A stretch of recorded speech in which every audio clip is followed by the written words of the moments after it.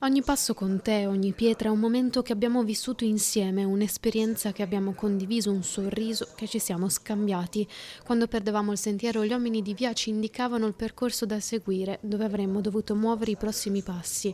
Così, come la tua amicizia, ci ha resi parte di qualcosa di più grande che ormai è con noi e ci accompagnerà sempre in ogni passo con te. Il messaggio scritto dagli amici di Massimiliano Ferro, 49 anni, riecheggia per tutta la cerimonia di addio.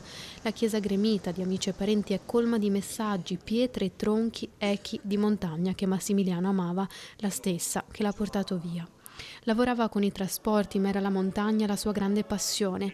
Arrampicatore esperto, quando poteva saliva sui monti, come è successo quel fatidico 2 gennaio. La bella giornata di sport si è trasformata in tragedia a causa di una slavina. Si trovava con un amico nelle piccole Dolomiti di Recoaro Terme, nel Vicentino.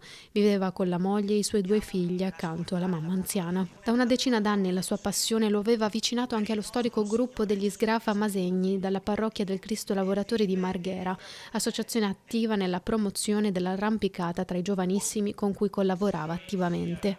Anche loro alla cerimonia funebre. Sentita l'omelia del parroco nel ricordo di Massimiliano, che ha ricordato l'amore che nutriva per la famiglia, i figli e la madre, oltre che per tutti i ragazzi che seguiva.